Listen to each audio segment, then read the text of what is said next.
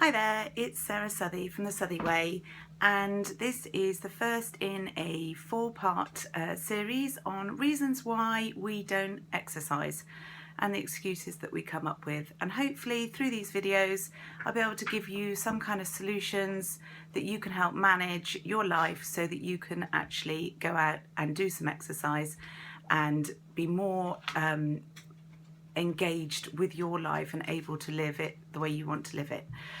And so reason number one is time. And in this day and age, we're all very, very time poor. We've got lots of calls on our time. We've got the work calls and the family calls and the home calls and the social things that we do and the hobbies that we do. And actually, there's not a huge amount of time, it seems, that we have in our lives to actually get the exercise. And if you're not used to doing regular exercise, it can seem quite an uphill struggle just to find the time to do some kind of exercise in the week on a regular basis. So I thought we would have a little look at what we can do about it, because we all do have the time. There's the time we spend at our desk at lunch, surfing Facebook and that kind of stuff. There's the lie-in that we get in the morning with a nice cup of tea. There's the sitting down on the sofa at the end of the day, watching our favourite series. I mean, the time is there. We make time to do the things that we want to do. So I actually thought, where could we find this kind of time and what we should do about it? Because we all know that it's really vital that we exercise to keep our bodies and our minds fit, strong and healthy. And not just for now, not just for our bodies today, but for our bodies and our minds in the future, because it's proven that exercise not only builds a healthy, strong body that helps fight all the diseases and illnesses, we recover much faster if we're fit, but also the mental capacity that we have is expanded if we do regular exercise. It enables our brains to switch on, become more fired up, and enables us to achieve more throughout the day and throughout our lives. So it's really important that we do exercise. We all know that. So how can we find this time?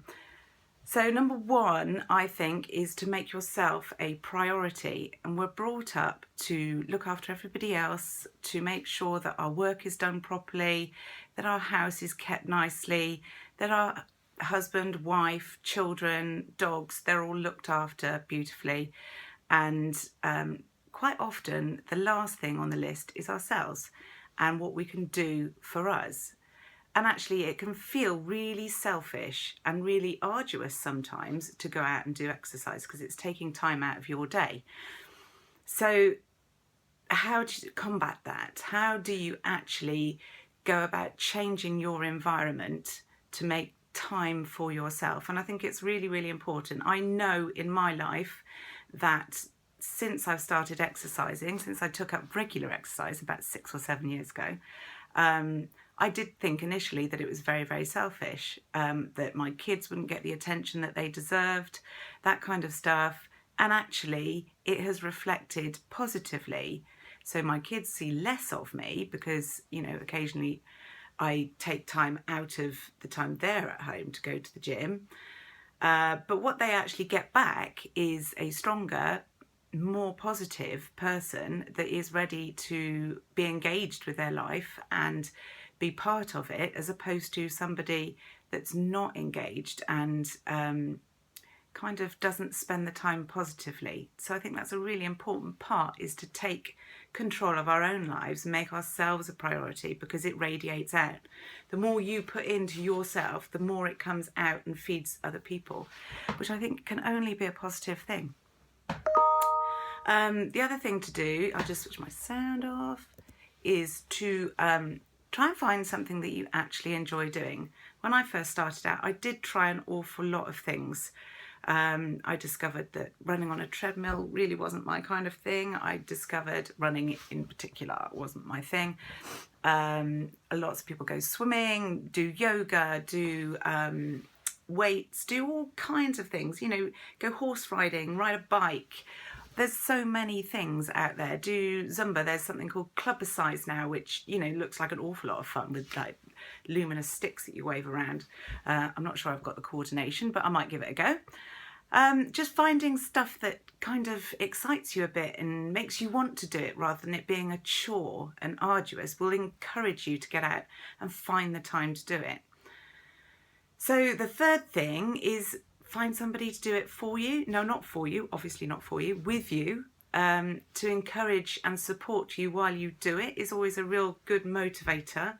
So if you've told somebody that you're going to go out and do something and then a day later they ask you, did you do it?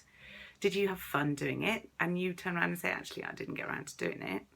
That's not hugely positive for you. So if you've actually told somebody, it will encourage you to go out and do what you've said you were going to do. So I think that's a really important thing.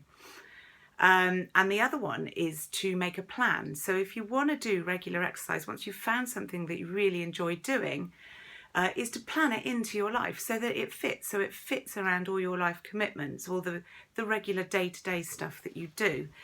So if you put it in your diary as something that will happen, as something that is as important as a business appointment or a doctor's appointment, something that's non-negotiable, you are going to be more encouraged to do it than if it's just a, well, I'll get round to it kind of thing. Because you've made the time in your diary, you've put it in your diary, it is more likely to happen. So those are the kind of main points that I think that can help you find the time, is to make yourself a priority. As soon as you make yourself a priority, you enable yourself to give yourself that time. Find something that you like to do, because we all will make time to do something that we want to. Find somebody to do it with you and encourage you and support you and motivate you. It will make it so much more easy to keep that commitment that you've made to yourself to regularly exercise. And make a plan, put it in the diary, make sure that it's in the diary, set in stone, that you've got that time out to exercise. And that way you will make sure that you exercise on a regular basis. It won't disrupt your life because you've planned it into your life. So don't blame the lack of time, find the time. This is Sarah Southey, The Southey Way, and I hope you found that helpful. Part 2 to 4 will be along shortly.